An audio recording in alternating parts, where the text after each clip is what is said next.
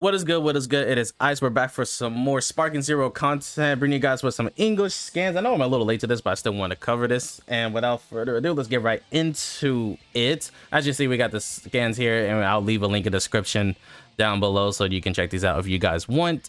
And actually, before we go over the scans, and I'm gonna give some of my thoughts on it.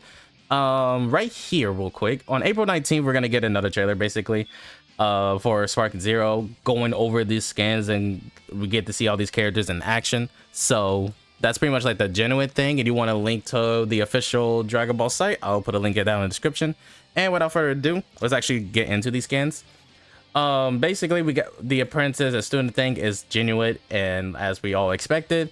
And starting with Beerus, destruct the powerless up to his tower as a god distraction, and all of his attacks are dangerous, allowing him to easily overwhelm opponents. Just pretty much your powerhouse, nothing too crazy. Going over Roshi, a master in hand-to-hand combat, and he utilizes after image strike and allow him to evade attacks for a short amount of time. I mean, yeah, after image strike is pretty much expected. Probably gonna be pretty decent. Probably nothing broken, unless it is broken, and that's gonna be a hell of a time. But hey, we'll have to kind of see when that comes out. Yamcha, I'm a little interested in. A character that excels in both combat and ki blade playstyles. His control of ki attacks is remarkable, allowing him to easily land hits on opponents. Now with Spirit Ball, because they're obviously referring to Spirit Ball, you can pretty much just see it right here. Can you actually control Spirit Ball in the way they're phrasing it? Because the way they phrasing it is like, I should be able to do up, down, left, right like a cheat code, and it should be following my opponent for a certain amount of time. So I wonder if they do generally mean that, or they mean something else. Regardless, I really think it's interesting, and it will make Yamcha pretty unique, and he might be decent depending on how the game goes. Moving on to Krillin, use your solar flare skill to blind foes, slow down your enemies and escape tight spots.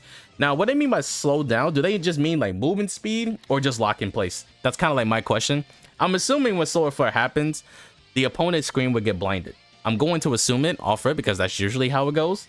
But do they just lock in place, or they get blinded but they can still move? Right, that's like the biggest question I have with Krillin specifically. We might see in the trailer, we might not, don't know. Piccolo, explosive breath cannon, utilize blast to challenge foes in close and mid combat, and his balanced fighter that specializes in ki blast attacks. Pretty much nothing special about Piccolo, but it's cool to see the reference to the Saiyan Saga, I believe, what he did it against Nappa, I'm pretty sure. Kid Gohan, grants your ki and take down gather your ki and take down enemies using your ultimate blast, which we'll talk about in a second, and blast attack. Your ki blade skills are essential to victory. Ultimate blast and just regular blast is your super and ultimate attack respectively, and it's just saying that Gohan is very ki blade oriented. And speaking of ultimate blast, which is Goku's limit breaker Kamehameha, we've seen this in the trailer, and they actually kind of talked about this after the trailer, which is you need to activate, I forgot what it's called, but we're gonna call it Raging Soul, which by getting the skill count to max, and you can just unleash your ultimate, and blast is basically your super attack, which is God Kamehameha in this case. And that's just pretty much the general gist of the scan. And now we're gonna move on to Whis, which is the master side. Starting with Whis, his offense and defense are near perfection. Utilize his recovery skill to fight through long battles. Now, I want to talk about this for a little bit, because we can get I'm gonna get a little creative with this, but it's probably really more simple than I'm about to explain it, right? They're really talking about his recovery skill, and also the fact that his offense and defense is near perfection. What does that mean to me?